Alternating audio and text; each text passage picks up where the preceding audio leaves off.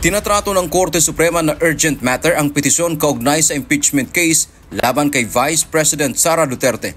Kaugnay nito, inatasan ng Korte ang Senado na sumagot sa petisyon na layong obligahin ang mataas na kapulungan ng Kongreso na agarang umakto bilang impeachment tribunal at magsagawa ng pagliliti sa kaso. 10 araw ang ibinigay ng Supreme Court para magsumite ng sagot ang Senado.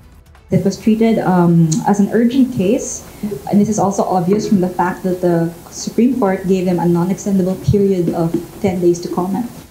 Ayon kay Supreme Court spokesperson Attorney Camille Ting, ang impeachment ay concern ng buong bansa.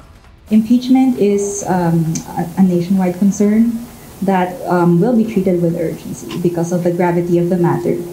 Higit 1 linggo matapos makarating sa Senado ang kasong impeachment laban kay VP Duterte, naghain ng petisyon si Attorney Catalino Generalio Jr. sa Korte Suprema noong nakaraang Biyernes.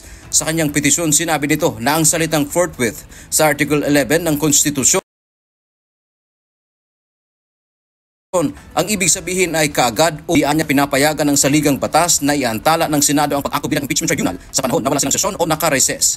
Dante Amento, UNTV, News and Rescue.